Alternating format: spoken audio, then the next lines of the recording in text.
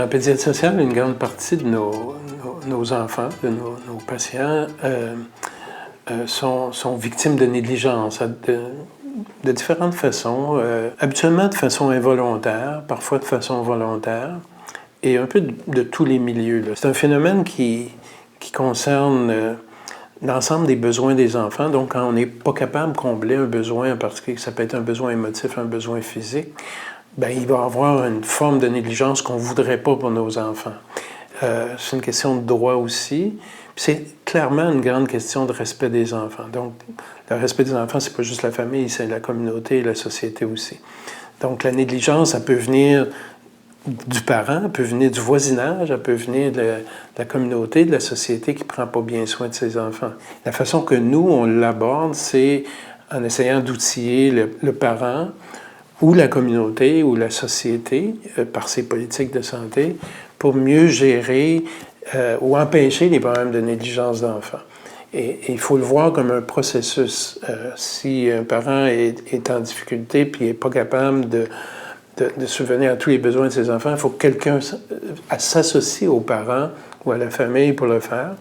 C'est aussi intéressant de voir que la négligence, ça peut être subjectif aussi. Donc, la négligence, pour moi, peut être différente de la négligence, la définition de la négligence de quelqu'un, d'une autre intervenante ailleurs. Donc, c'est important de vraiment avoir, de se concerter, de se parler, puis d'avoir une même lecture de la situation pour permettre aussi un plan d'action qui va faire sens pour tout le monde et qui ne va pas être de retirer les enfants d'une situation alors qu'il y aurait plein de choses à faire dans le milieu. Comme la négligence, ça fait partie du grand phénomène des abus d'enfants. Donc, le premier réflexe, c'est d'appeler la DPJ pour négligence, ou même risque de négligence, alors que la communauté ou le voisinage n'a pas encore fait son travail.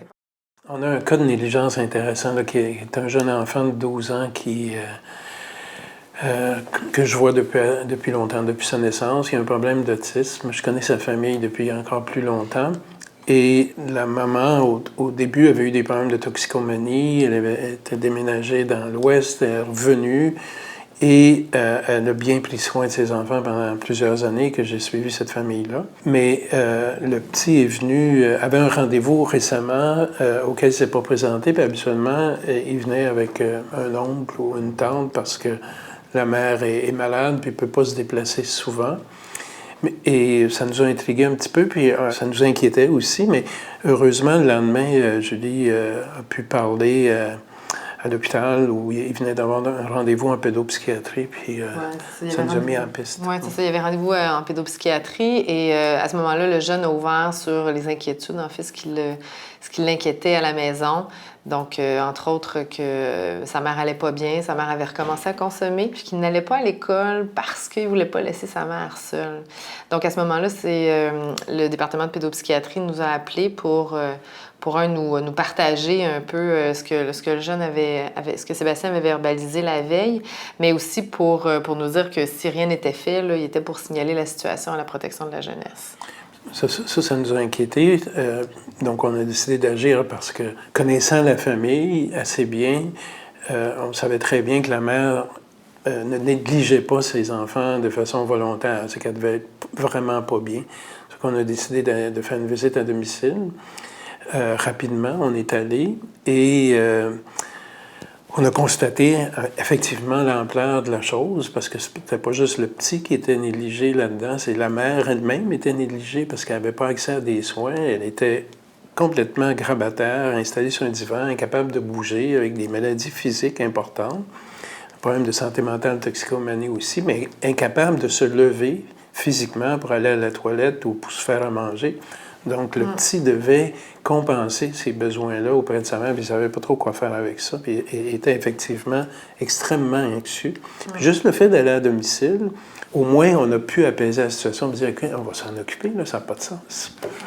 C'est ça, c'est qu'à ce moment-là, ce qu'on a constaté, c'est qu'il y avait eu des demandes de fait au niveau des services pour madame, mais aucun service ne s'était actualisé. Donc, chacun se renvoyait la balle un peu en disant « Mais non, c'est pas la santé mentale, c'est la santé physique qui doit s'en occuper en premier. C'est pas c'est pas la santé physique, c'est plus pour le jeune qui est autiste. Donc, chaque secteur, si on veut comme ça, se renvoyait la situation, ce qui faisait que personne s'en occupait, ce qui faisait que madame était très souffrante chez elle, voyant qu'elle n'était pas capable de s'occuper de ses enfants. Donc, cette situation-là de placement, s'il y avait eu lieu, aurait été catastrophique, premièrement pour les enfants, pour la mère aussi, mais aussi parce que le système ne s'était pas occupé de la mère, ça aurait forcé un placement. Puis on aurait pu penser aussi qu'en plaçant les enfants, on les retirait d'une angoisse d'être trop près d'une mère souffrante, mais au contraire, il aurait été encore plus angoissé. Donc, on fallait aller dans une autre direction que de blâmer les victimes, puis une autre direction que de placer les enfants. C'est là qu'on s'est dit, on va organiser une grosse rencontre familiale. On sait qu'il y a une famille, il y a des oncles, il y a une tante, il y a les 2 enfants plus vieux, 2 ados, qui étaient, que je connais, que j'ai suivis, puis je sais qu'on peut les mobiliser. Donc, on s'est dit, on va réunir vite tout ce monde-là dans l'appartement, autour de la mère, et on va se faire un plan pour enlever cette angoisse-là des enfants et pousser pour que la mère ait des services adéquats, puis ça, ce qui n'était pas nécessairement une mince affaire. C'est intéressant, cette situation-là aussi, c'est qu'on n'a pas eu à pousser longtemps le système familial. Le système familial était déjà très inquiet de la sœur, en fait. Les enfants, comme on le dit, étaient très inquiets aussi.